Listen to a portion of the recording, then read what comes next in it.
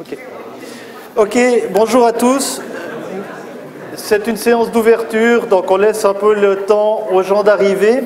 Néanmoins, je vous propose de ne pas trop manger le temps du débat. Et c'est un grand plaisir pour moi d'ouvrir ce forum des revues, forum publié dans des revues de sciences politiques. Alors, je le fais très volontiers, donc je suis Dominique Johan, et c'est un plaisir pour moi de vous accueillir au titre du décanat de la faculté des sciences sociales et politiques. Je suis vice-doyen à la recherche, et donc c'est aussi pour nous un très très grand plaisir de pouvoir accueillir ce colloque, ce congrès, et pour commencer, cette table ronde. Alors, nous avons jusqu'à 11h30 pour débattre. Nous avons 4 intervenants et je suis très très heureux d'avoir cette brochette de revues diverses, géographiquement multiples. Donc je vous présenterai plus en détail les intervenants, mais néanmoins dans l'ordre géographique inverse, on fait comme dans une soutenance de thèse, c'est le plus éloigné qui parle le premier. Donc Madame Pascale Dufour, qui est directrice du centre de recherche de politique et développement social et directrice de la revue Politique et Société à l'Université de Montréal. Et puis, nous avons Madame Virginie Van Ingelgom, qui vient de l'Institut de sciences politiques de Louvain, enfin Louvain-la-Neuve, je suppose, Université catholique de Louvain. Nous avons Yves Deloy, qui est directeur de la revue française de sciences politiques.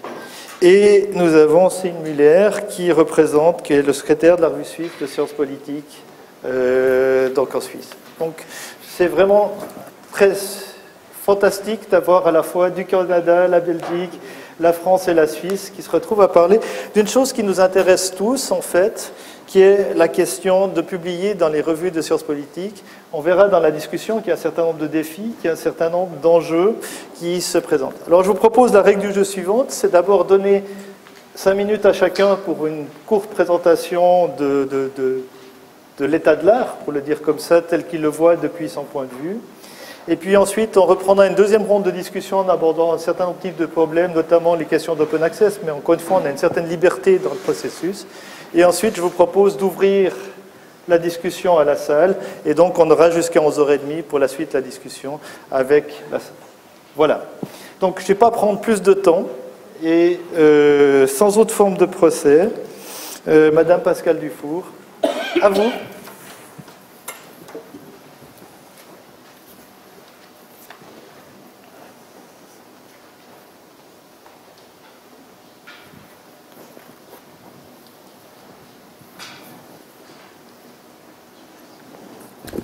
Bonjour tout le monde. Merci aux organisateurs d'avoir pensé à ajouter une section sur la publication. Je pense que c'est important. Donc moi, je vais vous parler rapidement, donc en quelques minutes, de la revue Politique et Société, qui est une revue généraliste de sciences politiques publiée au Québec. Donc le fait que ça soit au Québec, ça amène un certain nombre de défis. C'est une revue qui alterne les numéros thématiques qui sont dirigés par des personnes extérieures au comité des personnes externes en fait au conseil de rédaction, et puis des numéros non thématiques avec les manuscrits qu'on reçoit au fur et à mesure. Alors je pense que c'était important peut-être de commencer par comment publier dans la revue Politique et Société. Ça paraît un peu stupide comme question, mais c'est tout simple en fait, c'est que on fonctionne selon les règles nord-américaines qui sont pas forcément les mêmes que celles qu'on retrouve dans toutes les revues européennes. Donc on a un processus d'évaluation par les pairs externes à l'aveugle avec 2 ou 3 évaluateurs par manuscrit. Même pour les numéros thématiques. Donc même si quelqu'un nous arrive avec un numéro clé en main, finalement il n'est pas tant clé en main que ça, puisqu'il y a le processus d'évaluation par les pairs et il pourrait y avoir des rejets en cours de route. Alors les possibilités pour les manuscrits, c'est rejet, refonte avec nouvelle évaluation et ou correction mineure. Donc aussi, pour avoir travaillé dans une autre revue où il y a 2 comités de rédaction, un français et un québécois, je me suis rendu compte que le format même des articles n'était pas forcément, les attentes n'étaient pas forcément les mêmes d'un côté et de l'autre de l'Atlantique. Il faut vraiment avoir une revue de littérature qui dépasse les réalités et débats nationaux, donc une revue de littérature qui fait appel à plusieurs langues, qui fait appel à plusieurs traditions de recherche, on va dire. Si c'est juste des débats qui sont centrés sur une seule société, ben ça passe mal la barrière de l'évaluation. Il faut aussi ancrer son article dans une question plus large de sciences politiques. Hein. Les anglophones appellent ça le puzzle. Et s'il n'y a pas de puzzle, eh ben, c'est compliqué aussi pour l'évaluation. Et puis, il faut expliciter, mais ça c'est plus vrai dans toutes les revues, la méthodologie de manière relativement détaillée. La revue Politique et Société a une diffusion assez intéressante dans le monde francophone. On reviendra sur la diffusion libre qui s'en vient pour nous à très court terme. En fait, on n'a pas le choix. C'est nos organismes subventionnaires qui nous demandent de faire ça. Mais évidemment, on peut penser que la diffusion de la revue pourrait être meilleure aussi sur le continent européen notamment.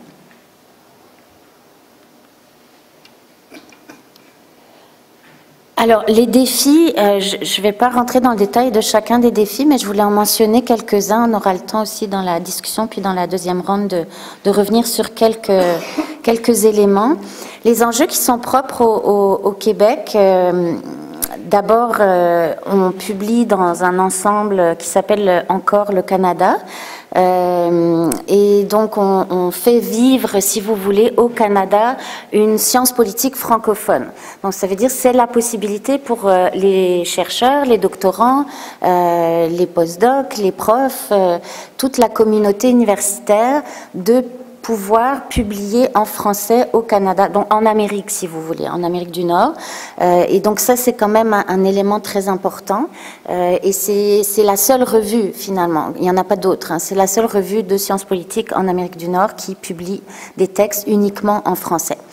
Et il y a d'autres revues qui sont bilingues, enfin, ou en tout cas qui acceptent un article en français de temps en temps, mais il n'y a pas vraiment de revue francophone, c'est vraiment la seule. Donc ça, c'est le premier élément qui donne une couleur particulière à la revue. Le deuxième élément qui est complexe, c'est la nécessité d'avoir un équilibre dans la revue et dans le type de publication qu'on offre entre les intérêts nationaux, donc canadiens, québécois, hein, parce que c'est sûr que quand on débat entre nous, c'est pas tout à fait la même chose. Il y a des problématiques qui sont particulières, spécifiques, comme dans toute société, et en même temps d'avoir une ouverture à l'international. Donc ça veut dire, en gros, là, pour dire les choses très clairement, si on a 8 articles publiés par numéro, on publie 3 numéros par année, on ne peut pas se permettre d'avoir 7 articles français. C'est pas possible. Parce que les articles français, ils vont adresser des questions souvent propres à la France. Je prends l'exemple de la France parce que c'est ça qui nous arrive. On a beaucoup moins de manuscrits belges non, mais c'est vrai, on a moins de manuscrits belges qui nous sont soumis. Et donc, on peut pas faire ça. Alors, c'est toujours, mais en même temps, on veut avoir cette ouverture à l'international. Donc, il y a vraiment un équilibre à trouver. Et cet équilibre, il est non seulement lié à nos membres, et donc les gens qui font vivre la revue, hein, qui payent pour avoir la revue, c'est des Canadiens essentiellement, pas uniquement, mais essentiellement. On a aussi des institutions qui sont à l'étranger, qui sont membres. Mais on a aussi des organismes subventionnaires qui nous demandent d'avoir un contenu spécifiquement québécois, pas au sens parler de choses qui concernent le Québec, mais au sens de donner la possibilité, un débouché de publication à la communauté universitaire québécoise, parce que c'est eux qui financent. Donc c'est sûr qu'ils ont des exigences par rapport à ça. Donc ça aussi, c'est quelque chose qui est difficile à avoir, de trouver l'équilibre entre ces deux éléments-là. Et puis, c'est de plus en plus complexe aussi pour les gestionnaires, les directeurs de revues, de savoir d'où viennent nos auteurs. Parce que c'est quoi le critère? Est-ce que c'est l'institution? Est-ce que c'est le lieu de naissance? Mais là, on ne va pas commencer à demander la nationalité quand on soumet un manuscrit. Enfin bon, il y a plein de questions qui se posent, très concrètes, et les organismes subventionnaires n'ont pas toujours des réponses très claires à nous fournir à ce sujet-là. Donc, c'est un des dossiers sur lequel j'essaye de travailler. Et puis, est-ce que j'ai encore 2 minutes? Une minute, ok. Pourquoi publier en français? Parce qu'il faut faire exister, enfin ça c'est une position, évidemment vous n'êtes pas obligé de la partager, mais je pense que c'est important de faire exister une communauté de sciences politiques francophones, et c'est un des objectifs de ce congrès, je pense que c'est aussi pour ça qu'on est là,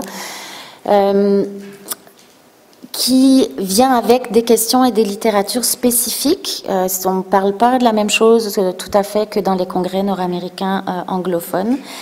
Et parce que on peut aussi, c'est un moment privilégié et les revues sont des plateformes privilégiées pour permettre des relations entre des chercheurs et des doctorants, et que donc on doit continuer, je pense, à fournir des efforts pour permettre la vie de cette communauté francophone dans un environnement quand même relativement hostile. Je vais m'arrêter là, je reprendrai plus tard. Merci. Merci beaucoup. Je crois qu'on aura effectivement le temps de revenir sur ces équilibres divers et multiples qui sont passionnants et difficiles, mais sans autre forme de procès.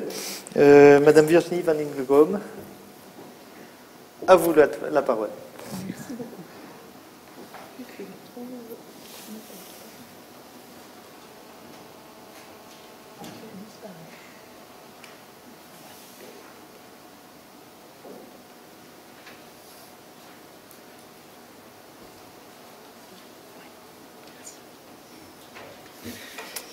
Bonjour à tous, merci aux organisateurs pour l'invitation. Je suis ici pour représenter la Revue internationale de politique comparée. Donc, je suis co-secrétaire de cette revue depuis maintenant quelques mois. Je partage ce rôle avec Pierre Baudouins.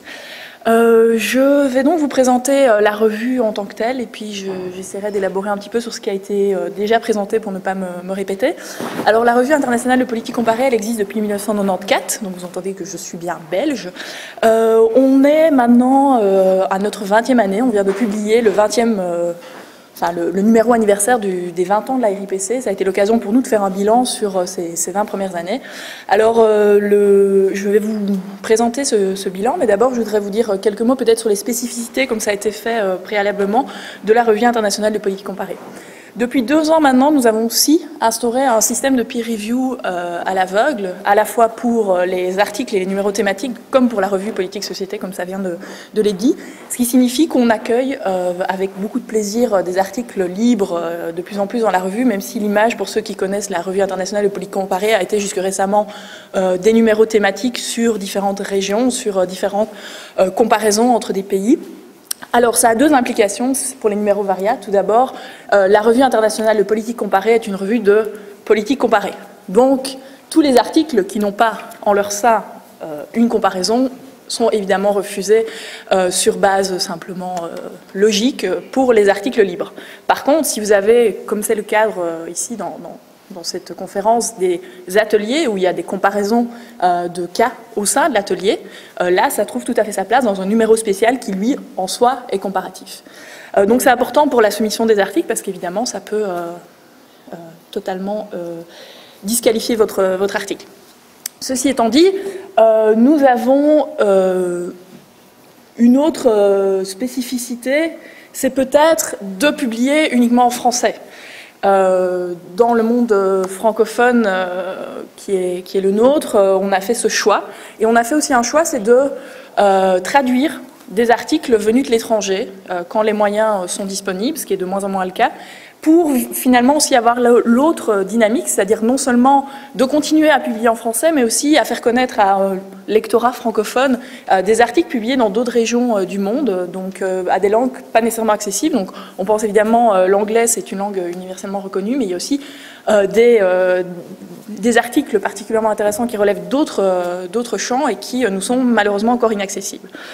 Alors, je vous invite donc vraiment à considérer de soumettre un article à l'ARPC, et je vais le faire avec... d'autant plus d'intérêt qu'on est maintenant dans une dynamique où on vient de renouveler le comité de rédaction, donc on est vraiment enclin à recevoir de plus en plus d'articles, et en particulier parce que, comme je vous l'ai dit, on a fait un bilan de la Revue internationale de politique comparée, un bilan qui a été assez critique envers nous-mêmes. On a vu quelles étaient nos failles et on espère vraiment pouvoir maintenant, dans les prochaines années, élargir le champ des publications. Alors tout d'abord, une première caractéristique, c'est qu'on publie des articles de sciences politiques, bien sûr, mais aussi des articles de sociologie, d'économie, et c'est quelque chose qu'on aimerait aussi renforcer. Une deuxième chose, et c'est une bonne nouvelle peut-être pour les doctorants, c'est qu'on a constaté qu'on publiait de plus en plus d'articles de jeunes chercheurs, doctorants et postdoctorants, ce qui n'était pas le cas au début de la revue. Donc là aussi, c'est une ouverture aujourd'hui qu'on aimerait avoir, c'est d'avoir aussi des numéros thématiques portés par des jeunes chercheurs, ou des articles libres présentés. Au niveau de la représentation, et je profite d'être à Lausanne pour faire un appel à nos amis suisses, on s'est aussi rendu compte que pour une revue francophone, on était majoritairement basé en Belgique et en France, principalement en France, au niveau des institutions de rattachement, même si ça a été compliqué de savoir qui était qui, mais on a choisi les universités de rattachement. Alors, si vous regardez la localisation de nos auteurs, et là c'est sans doute là que le bas blesse, et j'en profite qu'il y ait des collègues africains dans la salle, on a très souvent des cas d'études ou même des articles comparatifs qui portent sur l'Afrique, mais qui sont écrits par des Européens. Évidemment, ça pose un problème tant au niveau de l'accès au terrain. Les articles sont très bons, mais il y a quand même un vrai problème de ce côté-là. Et donc, s'il y a une critique qui doit nous être faite, c'est sans aucun doute de ne pas assez avoir publié. Peut-être c'est un manque aussi de connaissances au niveau de nos publicités. On n'a peut-être pas eu un vrai déploiement de ce côté-là, mais ça a été en tout cas depuis le début une des volontés de la RIPC, c'était aussi d'avoir des correspondants dans les différents continents. Et là, c'est vraiment quelque chose qu'on aimerait relancer. Alors au niveau des thématiques qui sont traitées, c'est vraiment pour vous montrer que c'est une revue généraliste et que finalement la comparaison, on en fait tous d'une manière ou d'une autre. Donc quand on pense comparaison, il faut vraiment sortir du canevas juste comparaison nationale. Je vous invite à penser la comparaison en termes diachroniques, en termes aussi de comparaison infranationale ou même supranationale, comparer des systèmes politiques tels que l'Union européenne avec d'autres arrangements d'accords internationaux. Vraiment sortez du canevas de la comparaison nationale. Souvent les gens se disqualifient d'eux-mêmes en pensant qu'ils ne font pas de la comparaison, mais on en fait tous, c'est quand même à la base de notre système de design de recherche, donc je vous invite à le considérer au-delà de ça. Justement, sur les niveaux de comparaison, vous voyez que le niveau national est très présent, mais qu'on a aussi beaucoup de comparaisons qui se trouvent au niveau des groupes. Donc effectivement, on peut aussi comparer des partis politiques, c'est de la comparaison. On peut comparer des syndicats, c'est toujours de la comparaison. Donc finalement, c'est là que la revue est généraliste, c'est que c'est la méthode qui est au cœur de cette revue, mais que finalement, les thématiques qui peuvent être traitées, comme vous le savez, sont énormes. Finalement, au niveau de la méthodologie, puisque la revue de politique comparée a depuis ses débuts, donc le premier numéro est un numéro méthodologique, le numéro des 20 ans est aussi un numéro qui traite de la méthode de la comparaison, donc il y a cet aspect de comparaison. Ce ne sera pas une surprise si je vous dis que la plupart des articles publiés sont qualitatifs, voire de mix méthode majoritairement qualitatifs. De nouveau, c'est aussi une des choses qu'on espère accueillir, c'est des comparaisons de type plus quantitatif ou même de méthode mixte, mais qui utilisent aussi ce type de données. Alors, pour terminer, puisqu'il me reste, d'après le petit chronomètre du MacBook Air, 20 secondes, sur les défis de la revue, je partage ceux qui ont été présentés. Alors, on va parler de l'open access, je vais pas revenir là-dessus, mais c'est vraiment pour nous une des plus grandes difficultés pour l'avenir, c'est vraiment de trouver à la fois de revoir les accords qu'on a avec notre éditeur qui est Debook pour voir comment arriver à cet open access. Au-delà de ça, l'enjeu, c'est effectivement de continuer à être une revue francophone, d'attirer des chercheurs et en particulier des jeunes chercheurs. Vous constatez, je suis moi-même encore assez jeune. On est soumis évidemment à des critères. Le critère de publication dans des revues peer-review anglophones est évidemment tout en haut de la liste. Maintenant, je pense qu'on pourra aussi en discuter dans la suite de cette séance. Publier en français, c'est aussi important en termes de réseau dans nos pays respectifs. C'est aussi une manière de se faire connaître par nos collègues francophones des universités dans lesquelles on aura peut-être la chance de travailler. C'est aussi une manière, à mon avis, diversifier le type d'article, car comme on l'a dit, publier dans une revue anglophone avec un puzzle, un certain nombre de mots qui sont permis, c'est une formule qui fonctionne effectivement. Maintenant, il y a toute une série de travaux qu'on aimerait présenter et où le format vraiment anglo-saxon s'y prête un peu moins et où le type de revues francophones qui sont représentées aujourd'hui, à mon avis, peuvent vous offrir une arène pour publier peut-être des articles d'un autre ordre, d'un autre type et qui vont peut-être plus en profondeur sur une question spécifique. Donc, à mon avis, les arènes offertes par ces différentes revues ne sont pas du tout incompatibles et au contraire, je vous encourage, et je pense que même dans une perspective de recrutement à court terme pour les jeunes chercheurs, c'est plutôt une bonne idée aussi de publier en français à un moment et il n'y a pas de raison de s'en priver. C'est pour la plupart d'entre nous notre langue maternelle, celle qu'on maîtrise le mieux en ce qui me concerne. Et voilà, je vais m'arrêter là. Je vous remercie pour votre attention. Merci beaucoup. Sans autre forme de procès, j'enchaîne avec Yves Deloy qui représente la Revue française de sciences politiques. Merci. Voilà. Donc Virginie a fait acte de sa jeunesse, je ferai acte de mon grand âge pour vous expliquer pourquoi je n'ai pas fait de PowerPoint, parce que je suis devenu vieux et paresseux et je ne sais pas dans quel sens il faut évidemment mettre les deux critères, mais ils se cumulent dans mon cas. Donc, Revue française de sciences politiques, revue ancienne dans le paysage académique français, évidemment, puisque c'est la première revue de langue française de sciences politiques, a priori, qui date de 1951. Revue qui a connu, bien sûr, depuis un certain nombre de transformations, et heureusement pour elle. Pour ce qui est globalement, je dirais, du périmètre de la revue, dire que, comme d'autres revues, nous sommes évidemment dans une perspective de critique des articles et d'évaluation des articles par les pairs, et que donc chaque article que nous recevons fait l'objet évidemment de 3 rapports d'évaluation qui sont après discutés collégialement par le comité.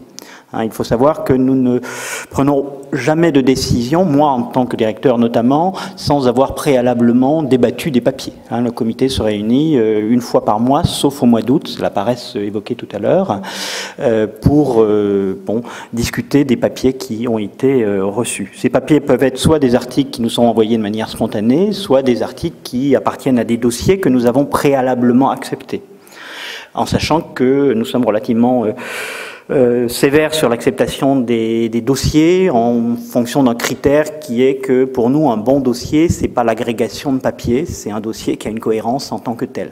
Et souvent les dossiers qui nous sont proposés sont le résultat d'agrégation d'articles sans véritablement de cohérence, donc on est de ce point de vue-là extrêmement réservé à envisager cette publication. En théorie, la revue donc publie 6 numéros par an, 1200 pages, et alterne un numéro varia avec un numéro thématique. Mais là encore, évidemment, les contraintes de publication font que parfois on peut avoir évidemment 2 numéros varia qui se suivent, mais ça c'est évidemment pour des raisons techniques le plus souvent. La procédure donc d'évaluation est celle que je viens de décrire, elle est tout à fait similaire à celle des 2 autres revues mentionnées jusqu'à présent. Dire que de ce point de vue-là, le taux de sélection de notre revue est relativement élevé, puisque je prends le bilan de l'année 2014, donc du dernier volume achevé, nous avons finalement refusé l'année dernière 71% des papiers que nous avons évalués. En sachant que, comme d'autres revues, un papier peut soit être accepté en tant que tel, alors je vous rassure, un seul papier a été accepté en 2009, nous sommes en 2014, donc je pense que cette catégorie-là est juste une catégorie historique. Les papiers peuvent être, dans un deuxième temps, acceptés avec des modifications mineures, ce qui veut dire qu'ils ne reviennent pas devant le comité de rédaction, c'est moi qui gère avec les auteurs les modifications demandées. Et puis dans un troisième temps, les papiers sont mis en navette dite supérieure, c'est-à-dire que là, nous ne nous engageons pas à le publier, nous demandons des modifications et il revient devant le comité de rédaction. Et il se peut, il est arrivé, que des papiers repris même 3 fois ne soient finalement pas publiés. Bon, ça me fait pas que des amis sur la place, ça fait 5 ans que je fais ce travail, je pense que j'ai à peu près autant d'ennemis qu'il y a de politistes en France et de langue française. Donc j'ai demandé une assurance particulière à nos amis suisses suite à ma venue ici. Alors pour compléter par rapport, à monter en généralité un petit peu par rapport, je dirais, aux débats qui sont ceux de la Revue française de sciences politiques. La Revue française de sciences politiques, elle est évidemment en concurrence aujourd'hui, et c'est une très bonne chose qu'elle soit en concurrence aujourd'hui avec d'autres revues, que ce soit les revues évidemment francophones, mais bien sûr d'autres revues françaises de sciences politiques ou de sciences sociales du politique. Et de ce point de vue-là, le paysage éditorial français a depuis une quinzaine d'années sensiblement évolué avec une multiplication énorme quand même de revues. Si on faisait une statistique, on s'apercevrait effectivement que ces 20 dernières années ont été marquées par une effervescence éditoriale, tant de revues, je dirais, classiques, c'est-à-dire papier, que de revues désormais uniquement en ligne. Et ce mouvement, je dirais, fait que pour un politiste, qu'il soit titulaire ou qu'il soit jeune chercheur non titulaire, les opportunités de publication dans des revues sont devenues extrêmement nombreuses. Donc il y a de ce point de vue-là une vraie richesse, avec bien sûr une difficulté que moi je pointe régulièrement, qui est que cette effervescence du milieu éditorial a approfondi la fragmentation de notre discipline. C'est-à-dire les nouvelles revues qui ont été publiées, qui ont été éditées, qui sont éditées aujourd'hui, sont souvent des études sur des niches très particulières. Que ce soit les questions de participation, les questions de politique publique. Alors il y a des niches plus ou moins grandes, on est d'accord, mais il n'empêche qu'on a des revues maintenant de sous-disciplines, et la Revue française cherche à rester une revue généraliste. Ça, c'est le projet vraiment que moi j'ai voulu poursuivre en arrivant il y a quelques années à la revue, c'est que nous restions une revue généraliste, et de ce point de vue-là, une revue, c'est pas simplement des articles. Nous avons fait un énorme effort pour publier des chroniques bibliographiques. Par exemple, pour l'année 2014, nous avons publié 297 recensions de livres, dont 40% de livres étrangers, principalement en langue anglaise. Je ne considère pas un livre publié à la Presse universitaire de Montréal comme un livre étranger, c'est évidemment un livre de langue française, mais l'anglais, un petit peu l'italien, mais l'anglais représente 40% des livres que nous recensons, 300 presque recensions par an, c'est énorme, bien sûr. Je crois qu'en France, il n'y a que les Annales pour faire à peu près plus que nous. Et ça participe de la mission de la revue. C'est-à-dire vraiment être le lieu où, quel que soit, je dirais, l'éditeur, quelle que soit la sous-discipline de la discipline, quel que soit bien sûr le paradigme théorique, méthodologique qui est mis en œuvre, on puisse discuter des ouvrages et y trouver effectivement un élément de débat. De la même manière, nous publions régulièrement dans des rubriques ad hoc des papiers controverses qui visent aussi à animer un tout petit peu le débat infradisciplinaire. Voilà le projet de la revue. Pour terminer, parce que je crois que j'ai déjà été très très long, et comme moi je n'ai pas les appareils modernes, que je suis par ailleurs totalement myope, je ne vois strictement rien, dire que la question qui se pose du rapport à la langue française est pour nous une question évidemment importante, puisque la Revue française de sciences politiques fait partie de ce projet qui a été subventionné par le CNRS en France pour bénéficier d'une perspective de traduction en langue anglaise de la revue. Ce qui fait que la Revue française de sciences politiques existe maintenant sous deux supports. Elle existe en version papier en langue française et en version anglaise sur les portails qui acceptent la revue. Et c'est extrêmement important pour nous d'avoir effectivement la possibilité d'offrir, puisque nous offrons ce service, aux rédacteurs des articles de la revue de systématiquement les traduire. Ce principe de traduction va dans les deux sens. Nous traduisons aussi de langues autres que le français vers le français. L'année dernière, en 2014, je ne prends que cet exemple-là, nous avons, sur les 28 papiers publiés au final dans l'ensemble de la revue, traduit 40% de papiers venant soit de l'anglais, soit de l'italien, soit de l'allemand. Et alors c'est vrai que c'était peut-être une année exceptionnelle, puisque nous avons terminé l'année avec un numéro sur la République de Florence qui appelait évidemment des traductions de l'italien notamment. Ce n'est pas forcément le cas tous les ans, mais on descend rarement en dessous de 30% d'articles traduits d'une autre langue. Et ce qui veut dire qu'on peut évidemment proposer à la Revue française de sciences politiques un article dans une autre langue que le français. L'anglais principalement, parce que c'est une langue usuelle des membres du comité. C'est plus délicat s'il s'agit de l'italien, de l'espagnol ou de l'allemand, parce que trouver 3 reviewers internes ou externes, c'est évidemment plus compliqué. Mais on fait cet effort-là d'avoir effectivement une ouverture internationale dans les deux sens, c'est-à-dire à la fois accueillir des papiers venant de collègues qui n'ont pas le français en langue maternelle et aider autant que faire soit possible à la diffusion des papiers de sciences politiques francophones en anglais. Et je termine sur ce point-là, je pense que ce sera un élément du débat qui nous intéresse. Je constate, mais j'en suis l'acteur, donc j'en suis d'autant plus facilement l'observateur, hein, que le fait d'être passé en anglais, donc ça date de 2010, hein, donc ça fait maintenant 4 ans, hein, acté que nous traduisons la revue, a sensiblement modifié le comportement à la fois des collègues qui nous envoient des papiers et du comportement du comité de rédaction. Ça a changé tout d'abord parce qu'on s'est aperçu que les collègues redécouvraient l'opportunité de publier dans la Revue française de sciences politiques, à l'évidence. Pour un certain nombre de collègues qui avaient tendance à préférer d'autres revues pour de bonnes ou parfois de mauvaises raisons, que je ne signalerai pas, il y a là évidemment un élément d'attrait complémentaire. Et puis, du côté du comité de rédaction, cela a sensiblement modifié la donne puisque notre taux de sélectivité a sérieusement grimpé. Puisque désormais, les membres du comité se posent la question de savoir est-ce que cet article a une pertinence pour un public qui n'est pas francophone. Est-ce qu'un collègue anglais, un collègue hollandais, un collègue américain qui va lire cet article, est-ce qu'il va finalement y trouver un élément qui peut l'intéresser. Et c'est là que se pose évidemment une question extrêmement douloureuse et délicate tout au moins, qui est qu'un papier en français, c'est pas seulement le problème de le traduire, c'est pas un problème de langue, principalement. C'est évidemment une façon, je dirais, de présenter les choses, une façon d'organiser, je dirais, son argumentation et de lui donner une portée, hein, qui soit pas simplement destinée à la communauté, je dirais, française ou disciplinaire locale. Et on peut espérer que de ce point de vue-là, il y a un processus de socialisation qui soit en cours et qui amène effectivement de plus en plus les collègues, même s'ils écrivent en français, parce que ça reste à juste titre la langue principale d'accès à la publication. Il ne faut pas évidemment penser que l'anglais puisse du jour au lendemain devenir la langue vernaculaire de tout le monde. Il faut évidemment quand même penser à cet élément-là en termes d'internationalisation. Et donc se projeter d'une certaine manière dans une communauté qui n'est pas simplement ceux avec lesquels on a effectivement l'habitude de travailler forcément. J'ai été trop long, excusez-moi. Pas de problème, merci. Le temps, de toute façon, se retrouve entre le temps de débat interne et le temps de la présentation, mais je pense que les enjeux qui sont présentés là, on va les retrouver et ils sont importants.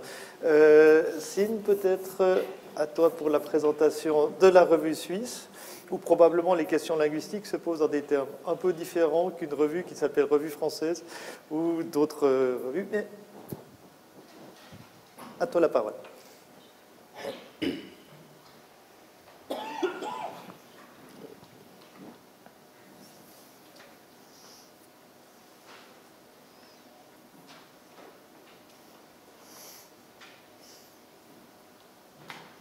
J'arrive pas.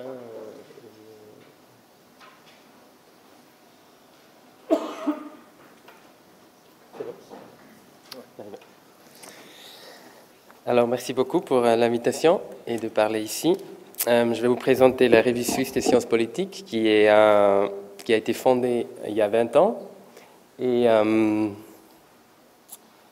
c'est l'organe officiel de l'Association des sciences politiques suisses.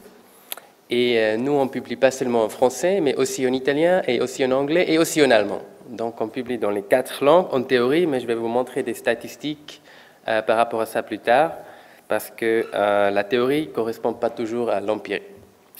Alors, ce qui est peut-être spécial aussi pour notre revue, c'est qu'elle est dirigée autour de 3 à 4 ans. Donc, ça veut dire que chaque 3 ans, le comité de rédaction change.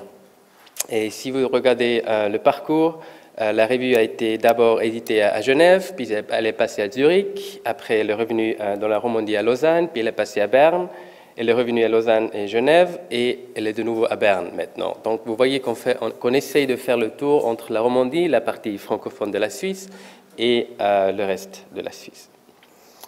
Un des critères qui n'ont pas encore été abordés, c'est l'impact factor. Donc, c'est une des mesures pour essayer de comprendre la qualité d'une revue. Je sais qu'elle n'est pas la seule, c'est pas la seule mesure, mais c'est une des mesures qui est le plus utilisée dans le monde académique et qui est aussi important pour des carrières académiques, comme ça a été mentionné avant. Vous voyez que pour une petite revue comme la Revue suisse des sciences politiques, c'est toujours un peu difficile de tracer le parcours parce qu'on a peu d'articles, donc peu de situations de plus ou de moins peuvent changer beaucoup. Ce qui est resté stable, c'est qu'on a resté dans les meilleures 60, 80 revues au monde.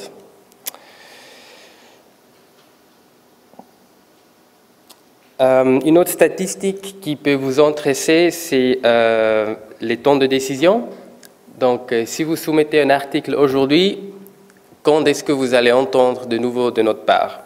Alors, pour l'année passée, le moyen pour arriver à une première décision depuis la soumission de votre article, disons aujourd'hui, jusqu'à la communication de la première décision, c'était 68 jours, donc plus ou moins 2 mois. Vous voyez que les rejets sont évidemment beaucoup plus vite que les révisions majeures ou mineures. Pour arriver à une décision finale, nous avons pris 137 jours, ça veut dire un peu plus de 4 mois. Et le plus important, pour arriver à un accept, donc à une acceptation d'un article tel qu'il a été rédigé 1 ou 2 ou voire 3 fois, ça a duré 7 mois et demi en moyenne. Donc si vous soumettez l'article aujourd'hui et pensant que tout va bien, avant la fin de l'année, elle sera mise en ligne. Si tout va bien.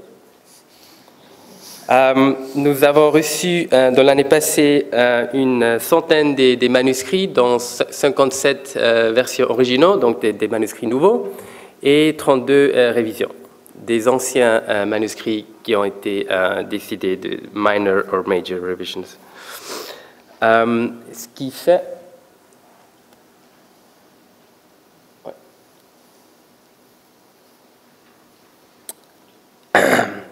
Vous voyez les pays des institutions où les auteurs ont travaillé, donc ce n'est pas la nationalité ni le lieu de naissance, mais seulement l'université, majoritairement suisse évidemment, mais il y a aussi une soumission de la Belgique et une du Canada même. Ce n'est pas le Québec, c'est le reste du Canada. Notre taux de rejet, donc sur l'ensemble des articles des soumissions, 58% ont été rejetés à la fin. Donc 2 sur 3 sont rejetés, mais 1 sur 3 est accepté. Ce qui est moins que la Revue suisse des sciences politiques, Revue française des sciences politiques, mais c'est quand même assez élevé. Et ça aussi, on peut discuter si c'est mesure de qualité ou pas. Ce travail serait impossible sans les experts, donc chaque article qui est soumis à nous est lu par 2, voire 3, des fois même 4 experts anonymes, externes. Donc ils sont anonymes aux auteurs, mais pas à nous, évidemment, parce que c'est nous qui les contactons. Ce qui est important pour nous, c'est que de plus en plus, les personnes qu'on demande, ils acceptent de devenir des experts, ce qui nous sauve du temps.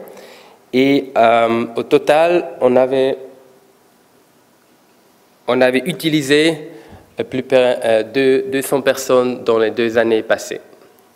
Donc, c'est des personnes qui, des fois, soumettent des opinions plusieurs fois sur le même article ou aussi sur des autres articles dans 2 ans.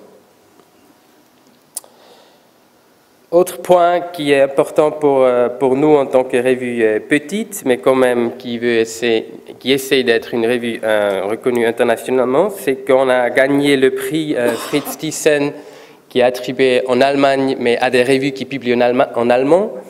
On était dans les premiers 6 fois dans les derniers 9 ans, donc 1 fois en premier.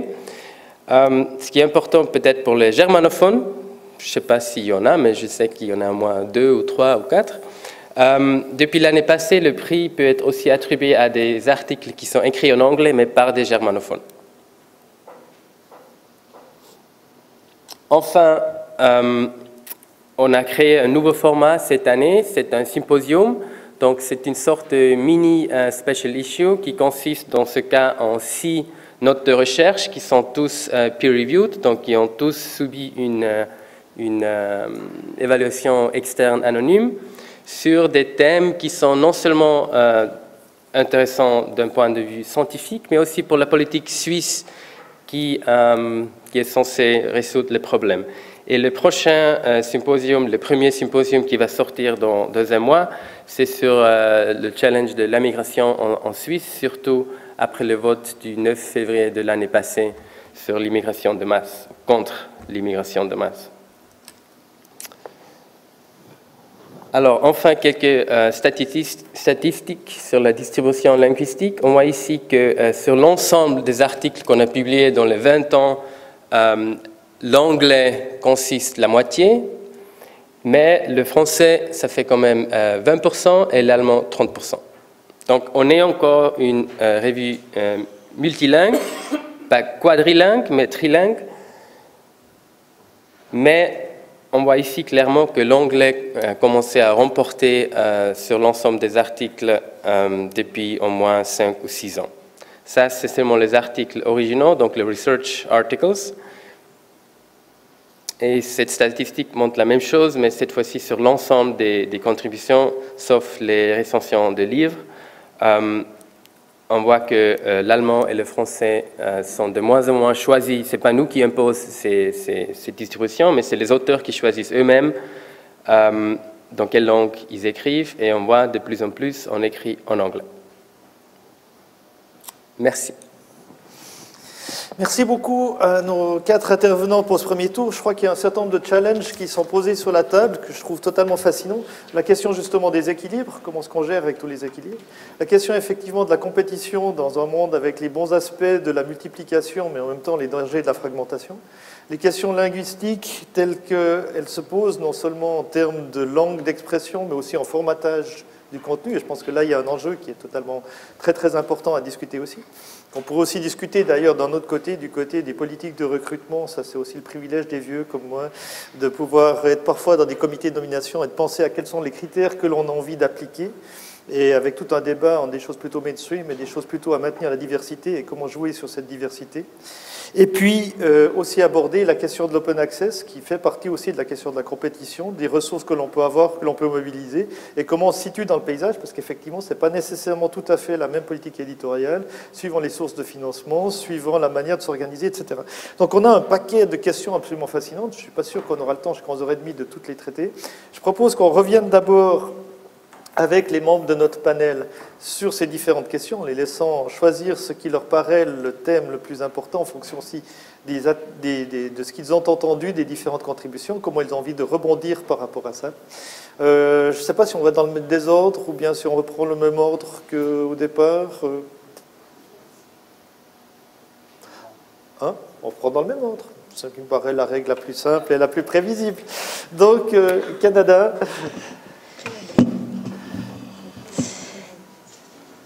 Donc, moi, j'aimerais peut-être revenir sur 2-3 petits éléments.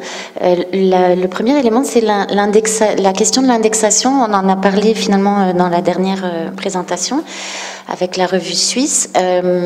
Chez nous, pour les jeunes doctorants, c'est vraiment un élément très important de la carrière parce que c'est quelque chose qu'on va regarder dans les critères d'embauche. Est-ce que où la personne a publié, bon, il y a le combien, mais il y a beaucoup le où. Et pour la revue Politique et Société, pour l'instant, on est encore, c'est-à-dire c'est encore positif dans un dossier d'avoir publié dans notre revue, mais c'est vraiment quelque chose sur lequel nous, comme gestionnaire de la revue, il faut qu'on fasse attention qu'on reste compétitif, parce que sinon ça devient, on va perdre les gens qui vont décider d'aller publier ailleurs, soit en anglais, mais plus que la langue, en fait, le problème c'est vraiment l'indexation. Donc je pense qu'il faut travailler aussi, peut-être que l'open access va nous aider aussi à, je pense pas que c'est une solution miracle, mais ça peut peut-être nous aider à avoir une diffusion, parce que c'est beaucoup lié à la diffusion. La question de l'indexation, c'est pas une qualité objective de la revue, hein, c'est lié au nombre de citations, c'est lié, donc c'est très lié à la diffusion. Alors peut-être que en ayant des stratégies de publication libre, on va augmenter notre diffusion, je sais pas. J'aimerais aussi revenir sur la question de l'open access, justement.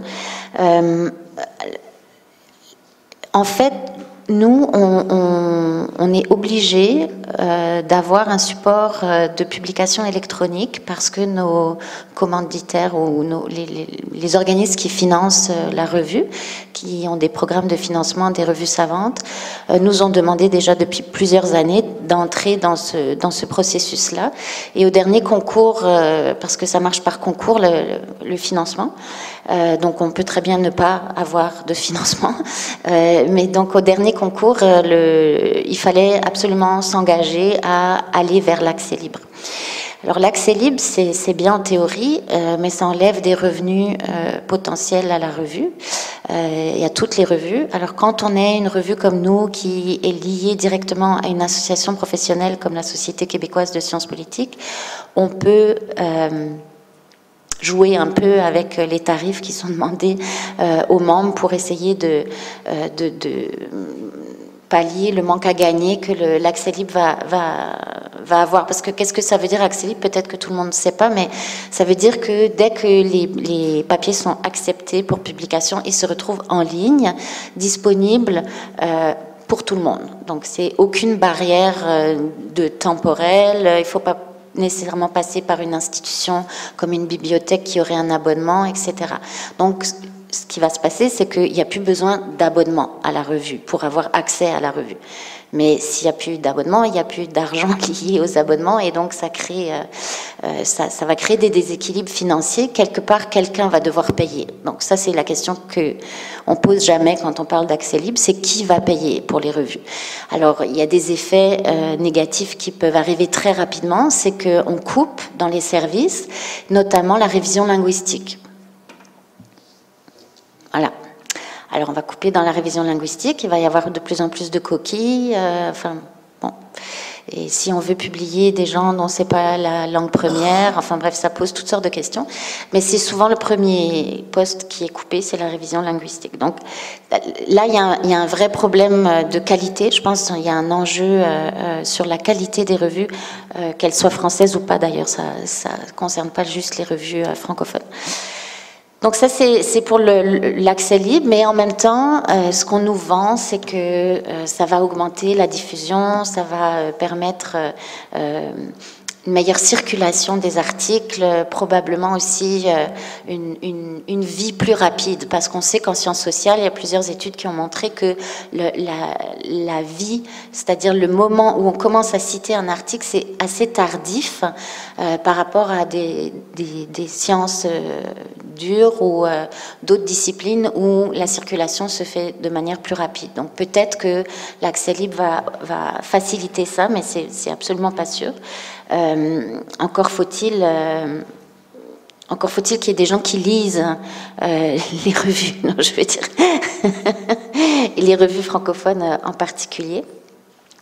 Et puis, je me disais aussi, peut-être je terminerai là-dessus, si on veut faire vivre une communauté francophone de sciences politiques, où on peut inclure les sociologues avec, on n'est pas sectaire,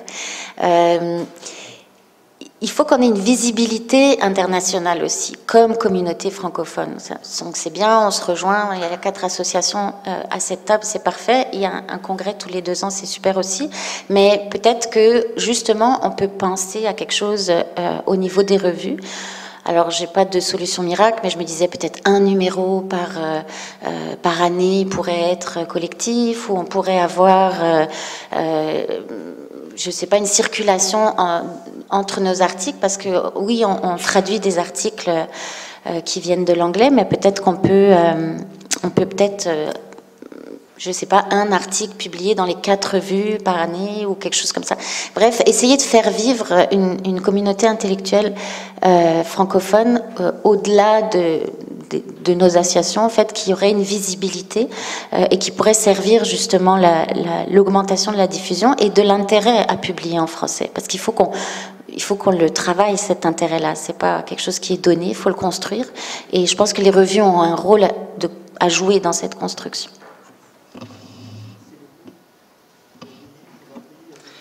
Merci beaucoup. Je vais peut-être revenir sur le premier élément, sur l'indexation, parce que c'est quand même au cœur de tout ce qui nous anime tous en termes d'évaluation pour le moment, c'est la manière dont sont présentées les choses, c'est la manière dont on doit présenter les dossiers de recrutement, en tout cas pour certaines institutions, donc c'est évidemment essentiel. La revue internationale de politique comparée, comme toutes les revues soumises à ce jeu, elle est sur Scopus, donc il y a moyen de suivre son indexation. Maintenant, je ne vais pas vous mentir, en étant une revue de langue française, l'index n'est pas à la hauteur de ce que vous pourriez avoir dans une revue anglophone, donc je pense que l'enjeu ne s'y situe pas du tout là. Si de nouveau je peux prendre l'angle du recrutement, parce que je pense que c'est quand même important d'avoir ça en tête aussi, c'est pas on va être effectivement soumis à... Donc je ne vais pas vous dire qu'il ne faut pas publier dans des revues à très haut ranking en anglais, c'est plus comme ça a été souligné, quel est votre rapport, quelle est la diversité, quel est votre atout. Et ben, je pense que si vous arrivez à publier dans une revue francophone et dans des revues anglophones, vous pouvez démontrer que vous êtes capable de vous adresser à des règles différentes, à des publics différents, et aussi à des littératures qui dialoguent, mais trop rarement, et qui peuvent vraiment bénéficier de ce type d'interaction. Donc, moi, je le conçois comme une case de plus à cocher sur un dossier plutôt qu'un choix. Et je pense que vraiment, ça peut tout à fait jouer en sa faveur. Et je rejoins ma collègue québécoise pour dire qu'effectivement, on a aussi un rôle à jouer pour faire vivre cette communauté. On a quand même, pour la plupart d'entre nous, été éduqués. On a lu les revues francophones aussi. Et donc, je pense qu'il y a un vrai enjeu là-bas. Alors, concernant la durée de publication, c'est vrai que je n'ai pas du tout abordé cette question. Quand on a mis en place ce système de peer review à la RIPC qui n'était pas présent il y a de cela encore 2 ans, on a aussi revu la manière de traiter l'arrivée des articles libres et des dossiers. Avant, c'était un peu... on avait une espèce de tradition de garder l'ordre dans lequel les dossiers étaient arrivés, de pousser les gens en disant vous serez le numéro 4 de l'année 2014, donc dépêchez-vous. Aujourd'hui, on a totalement changé notre fusil d'épaule simplement parce que c'était très difficilement gérable, et donc on a une règle très simple, c'est le premier qui nous soumet un article qui est accepté est publié directement. Donc, vous donner une moyenne, dans notre cas, c'est pas vraiment un bon indicateur, puisque ça dépendra véritablement de vous et aussi du retour de l'évaluateur. On va pas non plus, là, se voiler la face. C'est pas toujours facile de trouver des évaluateurs, et c'est pas toujours facile de trouver des évaluateurs qui eux-mêmes respectent les deadlines. Mais au-delà de ces limites-là, si vous êtes réactif, si vous faites les corrections, notamment pour les jeunes chercheurs qui ont des deadlines très peu flexibles en termes de soumission de dossier, c'est un vrai plus que la RIPC offre maintenant, c'est-à-dire que si vous êtes réactif, vous êtes publié, on n'a pas de liste d'attente, on a vraiment supprimé ce système en disant on a encore 5 articles avant le vôtre. Je trouve l'idée d'un numéro collectif, ou en tout cas d'un dialogue entre les revues assez intéressant, et je vais aussi m'arrêter là et passer... Le peer reviewing, l'open access, on peut en parler. Dans notre cas, c'est un peu plus compliqué encore, puisque le FNRS nous demande de bouger la barrière, et notre éditeur le refuse fermement. Donc on est dans un choix où on change d'éditeur, on perd l'argent, ou... on met la clé sous la porte. Donc on est dans ces négociations-là. Je pense qu'il y a un vrai bras de fer qui se joue en ce moment. Et je ne sais pas trop vous dire de quel côté ça va pencher, mais voilà, c'est vrai que c'est un enjeu que vous avez peut-être moins en vue, et c'est important de souligner que les revues fonctionnent avec aussi des fonds, et qu'en ce moment, il y a une série de mesures qui sont prises pour mettre en place l'open access, qui ont des conséquences assez importantes pour nous. Merci beaucoup. Yves ? Oui, juste revenir par cascade sur les différents points. Tout d'abord, effectivement, vous avez indiqué le délai de publication. Bon, j'ai également pas une statistique aussi rigoureuse que vous, parce que nous, on est dans le Cali, dans la revue française. Non, je plaisantais. Mais nous avons un engagement que nous prenons auprès des auteurs. Lorsqu'ils nous envoient un papier, ils reçoivent un accusé de réception, bien sûr, qui s'engage, je dirais, à donner une réponse dans les 90 jours. L'année dernière, dans 98% des cas, nous avons respecté cet engagement, et souvent, je dirais, largement en dessous des 90 jours. C'est lié au fait que nous avons des comités tous les mois, donc évidemment, nous pouvons porter des jugements, je dirais, de manière extrêmement régulière. Évidemment, si un papier arrive le 29 juin, il y a peu de chances de passer au mois de juillet, il n'y a pas de comité au mois d'août, donc forcément, ça reporte évidemment au mois de septembre. Mais globalement, nous avons là une politique de réactivité relativement forte. De la même manière, au niveau de la publication, dès lors qu'un article est prêt, il est publié. Sauf, bien sûr, si c'est un numéro thématique qui est engagé. Là, il doit attendre le numéro Varia suivant, mais il n'y a aucune, je dirais, priorité accordée à qui que ce soit de ce point de vue-là. Les premiers papiers terminés sont les premiers publiés. Alors, je voudrais revenir, moi, sur la question de l'open access, parce que, à l'évidence, il ne faut pas se cacher sur le fait que l'économie, je dirais, l'économie au sens financier du terme, hein, de nos revues est en train, je dirais, de profondément changer, avec des incertitudes qui menacent à terme, hein, quand même, un certain nombre de nos revues.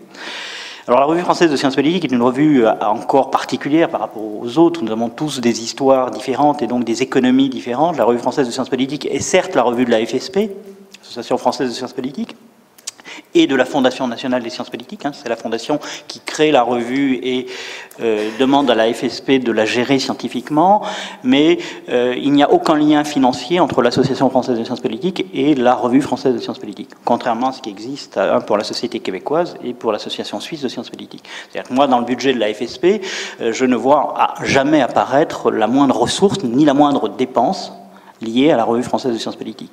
L'ensemble des ressources et des dépenses sont prises en charge par l'éditeur de la revue, qui est une maison d'édition privée, qui s'appelle les Presses de Sciences Po. Bon, c'est rattaché à la Fondation, mais c'est une entreprise, je dirais, de statut SARL, donc qui a évidemment vocation à équilibrer ses comptes, même si elle ne les équilibre que rarement.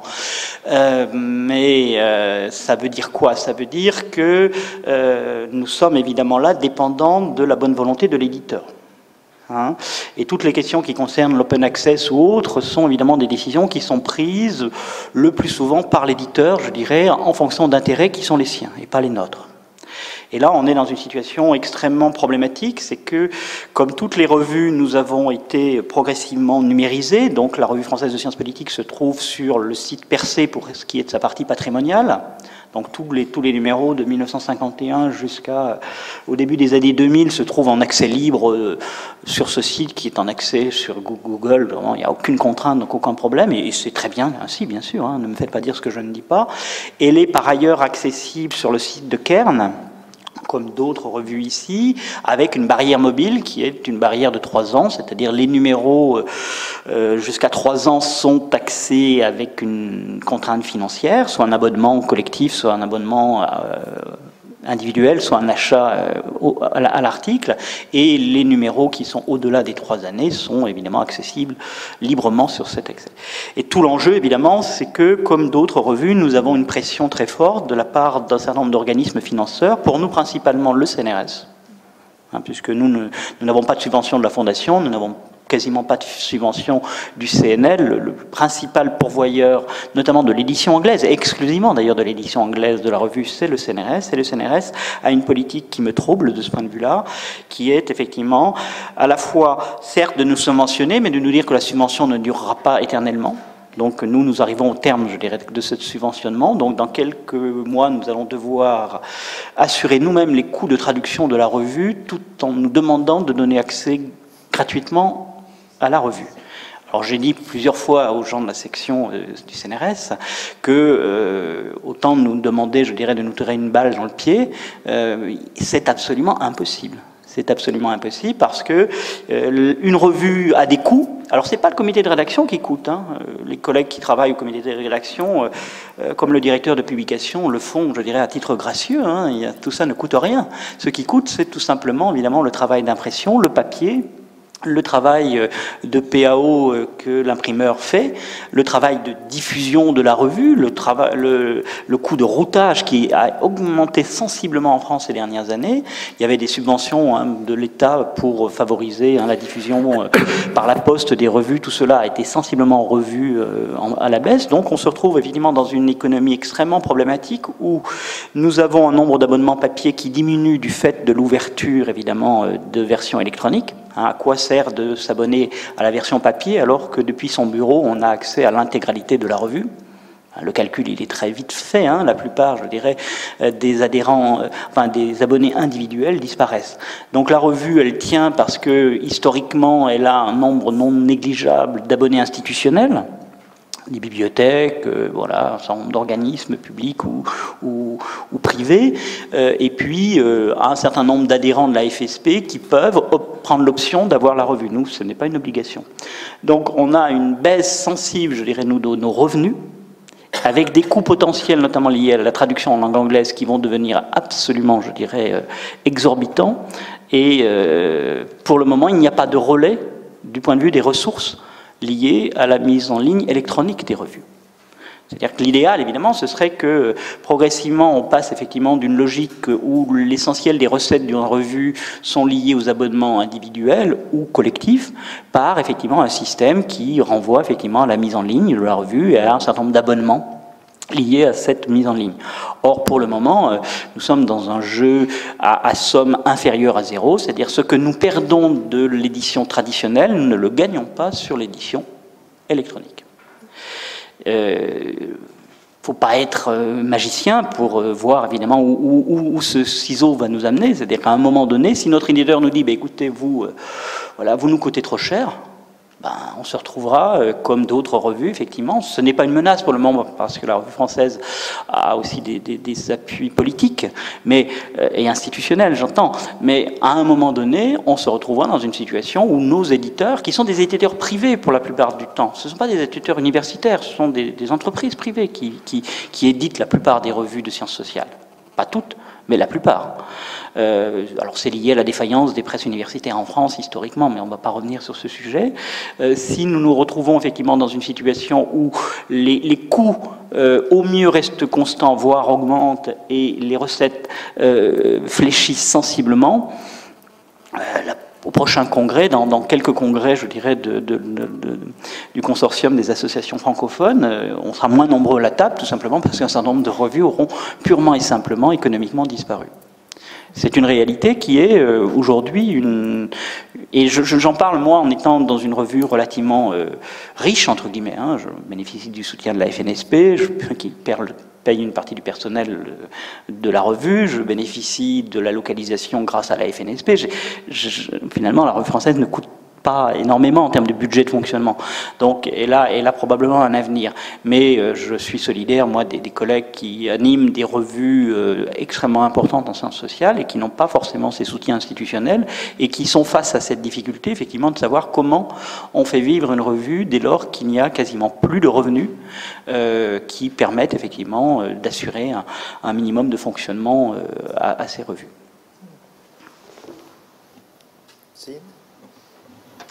Oui, peut-être juste brièvement. Pour la revue suisse des sciences politiques, le défi le plus grand, c'est de trouver l'équilibre entre peut-être la mentalité suisse, où on est tranquille, on est calme, on fait compromis, chacun peut avoir quelque chose, et de l'autre côté, la mentalité plutôt anglophone, où c'est compétition, impact factor, croissance, citation, diffusion, des coûts, c'est payant, parce que nous, par exemple, nous sommes édité ou publié par Wiley, qui est une maison éditrice anglaise. Et il n'y a pas de sortie de cette tension, parce qu'on est à la fois, on appartient à l'association des sciences politiques, donc c'est une association à but non lucratif, c'est pas notre but de faire de l'argent avec des articles, mais de l'autre côté, on est avec Wiley qui est intéressé à diffuser le plus possible la revue et de gagner, de générer de la revenu. Et peut-être la leçon à tirer pour vous comme des auteurs potentiels, c'est si vous réussissez à la fois de démontrer la citabilité de votre recherche et aussi un lien spécifique avec la recherche suisse. Donc, ça ne doit pas être Suisse, mais ça peut être Suisse comparatif, Suisse-Belgique, Suisse-Canada, par exemple, ou une comparaison sous-nationale. Ça augmente vos chances à être accepté. Parce que si le comité de réaction doit prendre une décision entre un rejet et une acceptation, voire une révision mineure majeure, si un article, si un manuscrit a le potentiel de moi être lu après d'être cité par des autres revues, des autres chercheurs, c'est sûr que ça aide. Ok. Merci à tous. Je crois qu'effectivement, les enjeux qui sont sur la table sont très très importants, soit en termes d'équilibre dans un sens ou dans un autre, soit effectivement à rappeler la bonne règle qu'une revue doit avoir des ressources pour vivre et que ces ressources doivent venir de quelque part. Et on a encore une autre, pour juste permettre une parenthèse, on a encore d'autres revues qui commencent à apparaître, qui se font financer par les auteurs d'une absence de transparence absolument totale. Et c'est un désastre qui se prépare aussi de ce côté-là, parce qu'il n'y a plus aucun contrôle de qualité. À la limite, on paye pour publier. Et on voit apparaître dans les curriculums, j'étais en charge d'une commission de nomination il y a quelques jours, j'ai vu un dossier qui était à peu près composé de 20 articles dans des revues anglaises internationales, qui était pour 18 dans ces fausses revues, pour le dire comme ça. Et donc, on a un problème qui se pose aussi de ce côté-là, qui est tout à fait intéressant, en oubliant simplement qu'effectivement, les revues doivent avoir des ressources pour vivre. Donc, que ce soit les abonnements et les lecteurs qui payent, que ce soit les institutions qui les produisent, ou bien, à la limite, les auteurs, avec toutes les dérives que cela peut représenter. Voilà, je crois qu'on a assez de choses qu'on va pouvoir reprendre dans la discussion. Donc, comme je vous l'ai dit, j'ouvre le débat par rapport à la salle. On a une vingtaine de minutes pour finir la discussion. On a peut-être à ceux qui veulent intervenir de se présenter en un mot, enfin juste de dire qui ils sont, et de dire plutôt à qui ils interviennent, sachant que ça n'empêche pas du tout les autres d'intervenir. Qui veut casser la glace, comme on dit? Oui. Merci aux différents intervenants. Je suis Patrice Bigombe, je viens du Cameroun. Alors, la question de l'Afrique comme objet d'étude visible dans les revues françaises de sciences politiques de langue anglaise a été soulevée. Et nous avons la chance d'avoir les principaux responsables de ces revues ici. Qu'est-ce que vous pensez que nous, chercheurs qui travaillons sur l'Afrique et qui vivons en Afrique, devons faire pour essayer de contribuer à résoudre ce problème?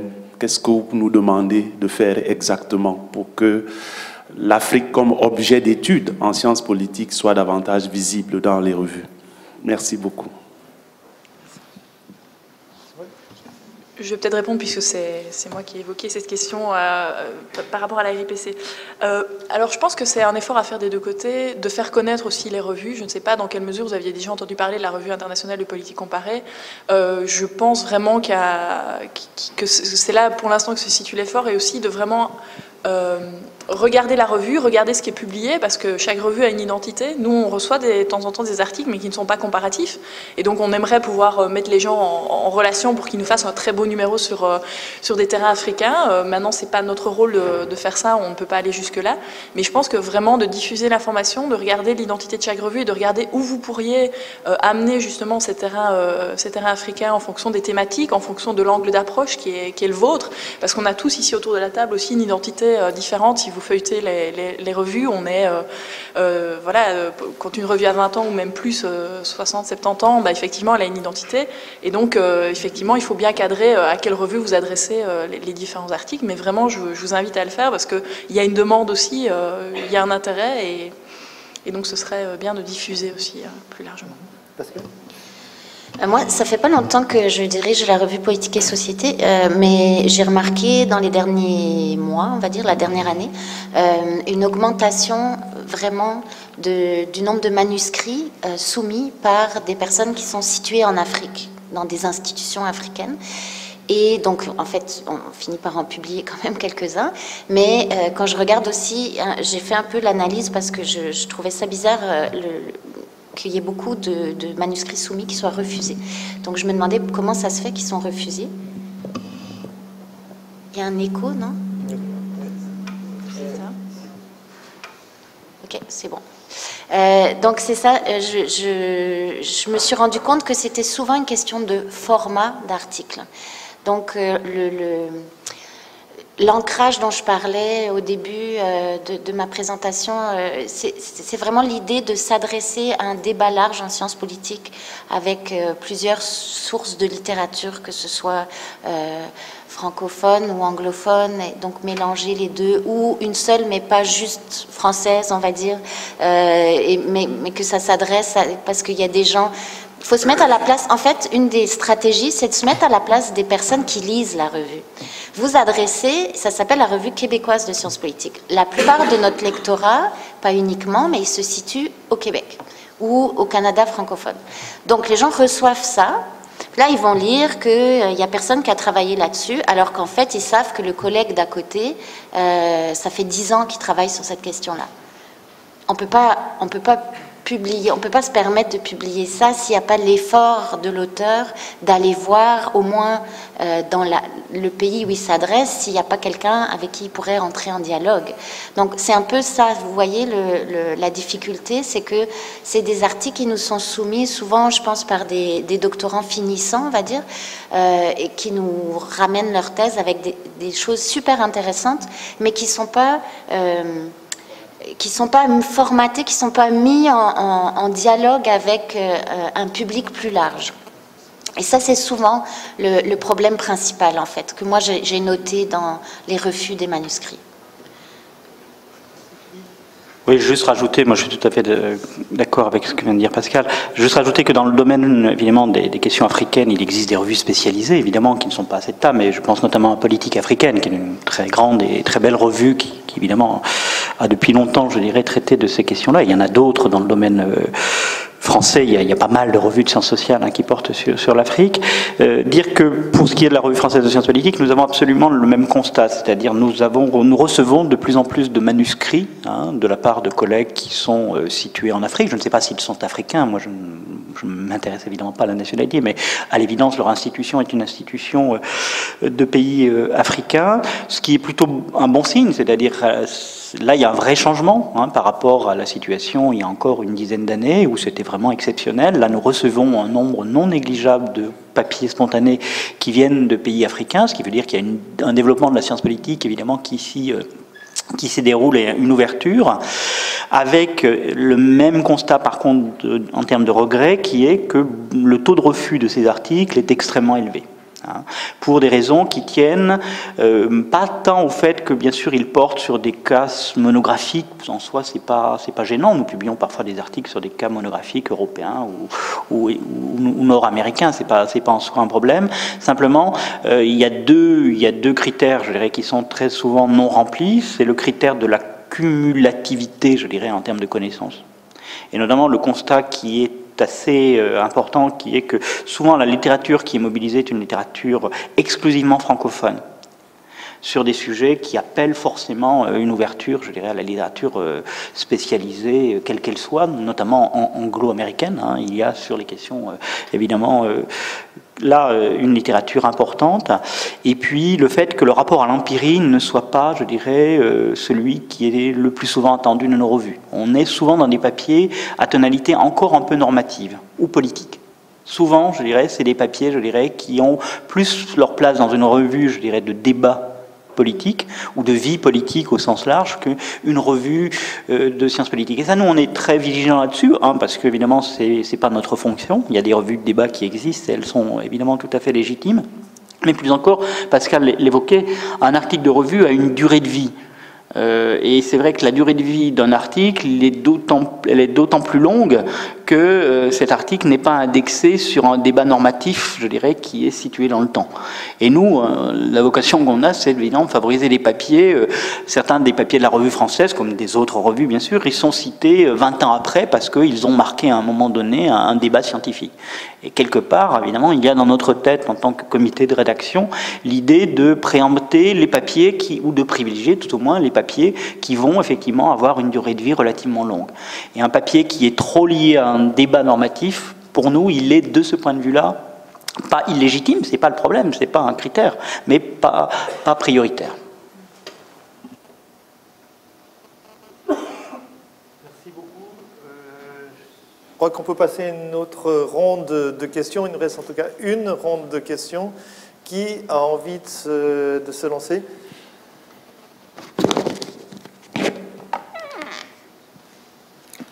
Je suis Dr Yangadjoumon Kone, Université Alassane Ouattara, Côte d'Ivoire. Vous avez invoqué la question de la comparaison comme l'un des critères fondamentaux d'évaluation, sinon d'acceptation des papiers. Je voudrais que vous reveniez un peu sur cette question de la comparaison. Est-ce que la comparaison implique des faits sociaux dans des aires géographiques différents ou bien des aires culturelles différentes? En fait, il faut essayer de développer un peu cette question. Merci. Donc effectivement, c'est une question qui s'adresse à la Revue internationale de politique comparée. La revue a été créée justement pour développer la politique comparée dans le monde francophone. Il y avait un mouvement qui se passait dans le monde anglo-saxon. Et donc elle a été vraiment créée de manière transversale aussi entre différents pays. C'est pour ça que la Revue internationale de politique comparée n'est pas belge. Elle est ancrée dans des partenariats avec différents pays. Donc c'est pour ça que je vous parlais d'identité dans le cadre de la RIPC. C'est que ce qu'elle met en avant, c'est la méthode comparative pour étudier les objets politiques qui nous intéressent. Alors, comme je vous disais, la comparaison est de plus en plus pensée de manière très très large, et donc ça peut être effectivement, comme vous le disiez, des objets sociopolitiques dans différents contextes. Ça peut être aussi un seul objet au cours du temps, avec une comparaison diachronique, de nouveau avec un vrai ancrage empirique. Là, je rejoins Yves Deslois. C'est vraiment une des caractéristiques, c'est de dire, vous comparez des objets, soit dans le temps, soit entre des pays, soit entre des régions, soit entre des types d'individus aussi. C'est une autre manière de comparer. Donc c'est vraiment de dire que pour nous, quand on rejette à ce niveau-là, et malheureusement ça arrive, c'est le premier critère qu'on regarde, c'est est-ce qu'il y a un aspect comparatif dans les articles libres. De nouveau pour les numéros thématiques, si le numéro en lui-même est comparatif, donc si c'est des monographies qui se répondent de manière intégrée, qui ont le même objet de recherche et qui se croisent, bien sûr que là, la comparaison est présente dans le numéro dans son ensemble, donc c'est aussi là qu'on retrouve l'identité de la revue.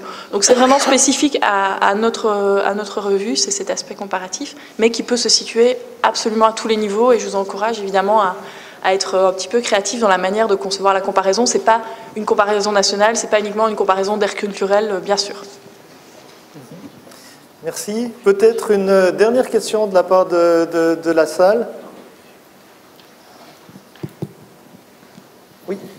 Bonjour, Cécile Péchu de l'Université de Lausanne. Je voulais savoir si, s'agissant de vos 4 revues, tous les articles soumis étaient évalués par les pairs, ou bien si vous pratiquiez le desk reject, c'est-à-dire savoir si un certain nombre d'articles passaient à la trappe et selon quels critères. Et alors, je vais avouer que il arrive que je prenne la décision de ne pas soumettre au comité de rédaction certains articles, pour des raisons qui tiennent au fait que, bon, nous, c'est Revue française de sciences politiques. Le problème, c'est qu'en France, sciences politiques, ça ne dit pas grand-chose à plein de monde. Ou tout au moins ça dit des choses extrêmement bizarres par rapport à nos exigences à nous. C'est-à-dire que nous pouvons recevoir parfois d'un érudit qui a observé une élection le dimanche électoral X, un papier de commentaire sur les résultats électoraux de son village.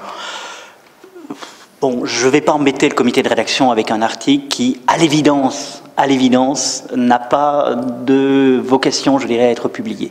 Donc il y a, de ce point de vue-là, effectivement, un petit travail qui est qu'une fois qu'un article arrive, la secrétaire de rédaction me le communique, et elle-même, d'une manière, identifie, parce que ces papiers-là, ce sont des papiers qui font quelques milliers de signes, qui n'ont aucune note de bas de page. Bon, il y a un certain nombre de papiers qui sont vraiment très très loin, je dirais, des mêmes d'un article scientifique.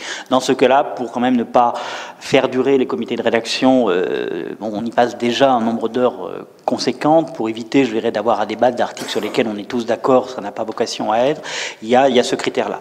J'admets qu'il y a là un arbitraire que j'assume, hein, c'est moi qui prends la décision, mais je n'ai pas le sentiment d'avoir, depuis 2009 que j'occupe cette fonction, censuré, je dirais, un article qui aurait mérité véritablement le débat. Et vu le taux de rejet qui est le nôtre, et vu des fois la qualité des papiers que nous rejetons, le scrupule, je dirais, s'estompe très vite dans mon esprit.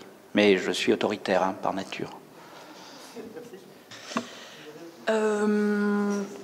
Alors, comme je vous l'ai dit, nous, il y a un critère pour les articles libres, moi je suis en charge des articles libres, de la coordination, donc effectivement on reçoit les textes et on vérifie si effectivement il y a une comparaison. S'il n'y a pas de comparaison, ça s'arrête déjà là, on renvoie une note à l'auteur en disant il y a sans doute une revue à laquelle vous pourriez vous adresser. Ici c'est ce qu'on essaye nous de mettre en avant, c'est la méthode comparative. Alors par la suite on a un peer reviewing, comme je vous disais, ça fait 2 ans, donc moi je parle de la période assez récente, où effectivement avant la revue fonctionnait sous un autre mode de sélection des articles et des dossiers, où c'était vraiment collégial, où le comité de rédaction prenait le temps et regardait tous les dossiers. Maintenant, on est vraiment dans un peer reviewing à l'aveugle pour les articles libres et pour les dossiers également. Donc aujourd'hui, on ne rejette plus par principe un article, sauf de nouveau, effectivement, quand les critères de base d'un article scientifique ne sont pas rencontrés. Donc c'est très... on parlait de format.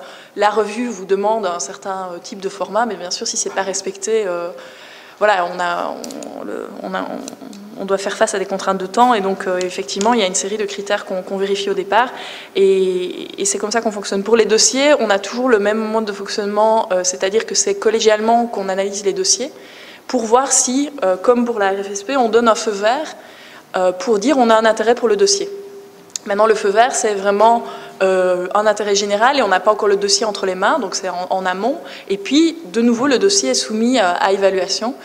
Pour les articles libres, pour les articles qui seraient par exemple rejetés du numéro pour une raison ou pour une autre, on leur propose de les resoumettre en article libre pour pouvoir publier le dossier qui est le plus cohérent possible. Donc on offre encore cette possibilité de repasser par le canot en utilisant les évaluations qui ont été reçues. Mais sinon, voilà, il n'y a pas de rejet de principe. Après, je pense qu'on est tous assez honnêtes pour dire aussi qu'un comité de rédaction, c'est des sensibilités différentes et que donc, à un moment, quand on évalue des articles ou des dossiers, bien sûr qu'il y a des manières différentes d'envisager la science politique, mais je pense qu'un comité de rédaction diversifié permet aussi d'évacuer un certain nombre de choix qui seraient arbitraires ou qui seraient trop liés à une manière de concevoir la science politique ou la politique comparée. Nous, c'est pareil, en fait, ça ressemble pas mal à ce qui a été dit. Donc, quand je reçois un article, au début, j'avais tendance à peine regarder et l'envoyer directement en évaluation. Et je me suis rendu compte que c'était pas une bonne stratégie. Donc, je fais un filtrage un peu plus serré maintenant. Donc, justement, regarder, est-ce qu'il y a un appareil bibliographique qui fonctionne? Est-ce que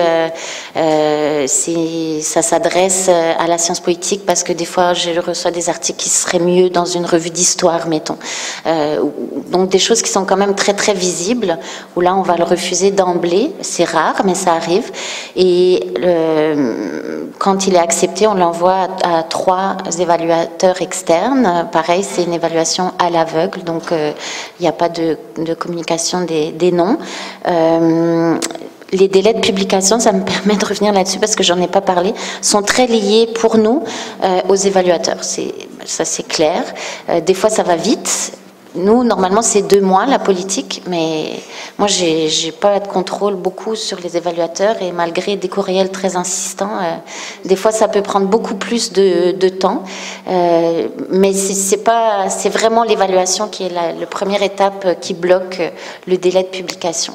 Et une fois que ça c'est fait, ben après, on prend la décision en fonction des évaluations qui sont transmises aux auteurs, de rejeter ou de demander des modifications mineures, majeures, avec nouvelle évaluation ou pas. Alors chez nous, ça fonctionne comme ça, que c'est toujours moi qui reçois le manuscrit et on a une session comité éditorial tous les 2 semaines et tous les manuscrits qui sont soumis sont discutés à cette session. Et si sur les 2 éditeurs et moi, il y a au moins un qui est pour une évaluation externe anonyme, ça va être envoyé à des experts. Si tous les 3 pensent que ça ne mérite même pas une évaluation externe anonyme, et le manuscrit est rejeté directement. Et c'est pour des raisons qui ont déjà été évoquées. C'est évidemment un manuscrit mauvais, ce qui veut dire qu'il est peut-être trop court, ou ça manque une bibliographie, ça a déjà arrivé, ou c'est des pièces d'opinion qui, par exemple, portaient sur les élections en Chili, sur 4 pages. Alors, on ne peut pas envoyer ça à une évaluation externe parce que ça créerait une impression pas trop professionnelle auprès des experts. Merci beaucoup. On arrive au terme de cette séance. Moi, je l'ai trouvée passionnante. Et je vous propose d'applaudir très vivement les intervenants.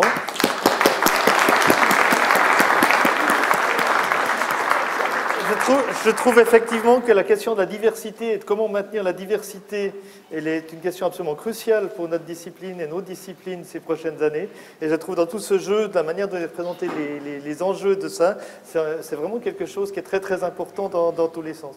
Et encore une fois, à Lausanne, on est très sensible à cette question de la diversité, soit notamment au niveau des curriculums, des gens que l'on peut engager, mais aussi au niveau des langues et de maintenir une pluralité linguistique. Et pour certains cas, une publication en allemand ou en espagnol est aussi importante qu'une publication en anglais, mais simplement de jouer et de préserver ce qui est en fait une forme de richesse aussi dans nos approches et dans nos disciplines. Je trouve que c'est un point qui est vraiment totalement essentiel pour ma part. Autrement, au nom de la faculté, je vous souhaite un très très bon colloque. Et nous sommes, en tant que faculté des sciences sociales et politiques, vraiment ravis de vous accueillir à Lausanne pour ces 3 jours. Alors, juste désolé que le temps soit très hivernal par rapport à ça. Pascal ? Voilà, simplement, au nom du comité d'organisation, je veux remercier les intervenants ici et aussi notre coordinateur modérateur. Je vous signale qu'à 5-10 minutes à pied, Géopolis, le bâtiment Géopolis, il y a le stand des éditeurs. Et ensuite, les 2 autres débats de l'après-midi se font toujours dans ce même bâtiment. Merci beaucoup et merci pour votre participation.